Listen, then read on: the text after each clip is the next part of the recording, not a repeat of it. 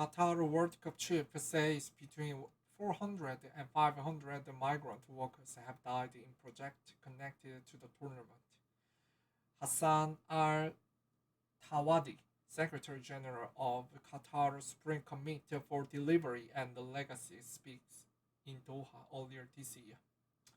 CNN World Cup chief Hassan Al-Thawadi said that between 400 and 500 migrant workers have died as a result of work done on projects connected to the tournament, a greater figure than Qatari officials have cited previously.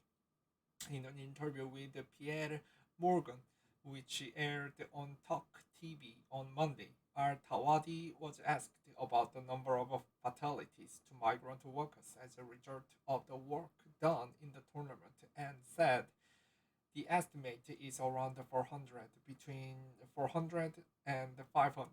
I don't have the exact number. That's something that's been discussed. One death is too many. It's as simple as that. Al-Thawadi added, I think every year, the health and safety standards on the site are improving, at least on our site, the World Cup site, the ones that we are responsible for, most definitely. In November 2022, a government official told the CNN there had been three work-related deaths on World Cup stadiums and 37 non-work-related deaths.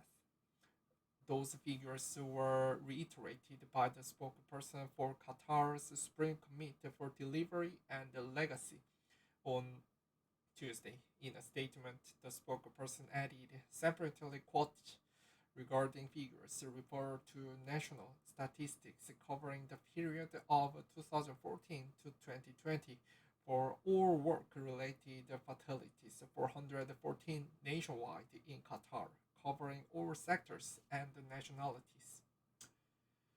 Guardian, meanwhile, reported last year that 6,500 South Asian migrant workers have died in Qatar since the country was awarded the World Cup in 2010, most of whom were involved in low wage, dangerous labor often undertaken in extreme heat.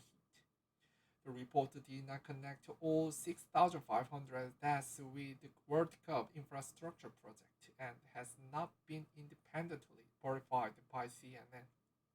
However, last year, Al-Thawadi, the man in charge of leading Qatar's preparations, disputed that figure and told CNN's Becky Anderson that Guardian's figure was the sensational headline, which was misleading, and that the report lacked context.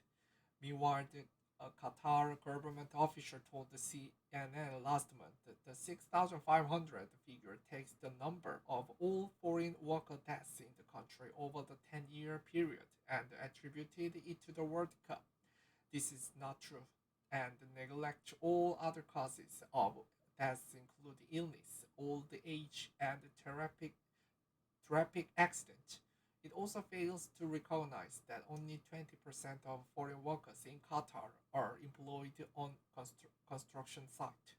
According to Amnesty International, migrant workers account for 90% of Qatar's total workforce.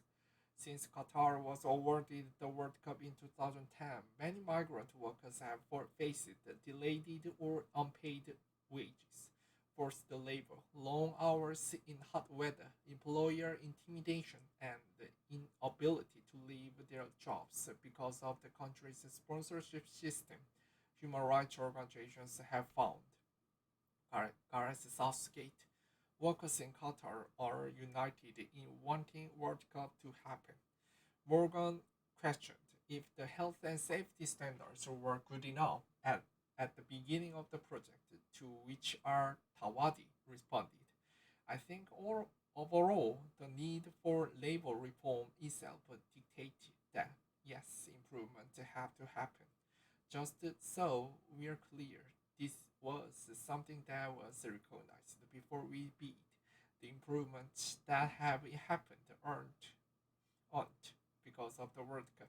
These are improvements that we knew that we had to do because because of our own values. The World Cup served as a vehicle, as an accelerator, as a catalyst because of the spotlight which we recognized early, he added. It caused a lot of these initiatives, not only in terms of improvement in the registration, but in the enforcement of it as well. And that's where today we've got to the position where our most ardent of critics consider us today to be a benchmark in the region.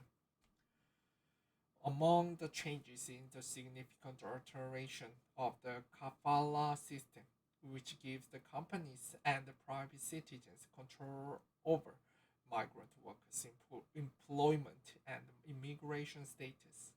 Ahead of the World Cup, which began earlier this month and concludes on December 18th, Qatar erected seven new stadiums, built new hotels, and expanded the country's airport, rail, rail networks, and highways.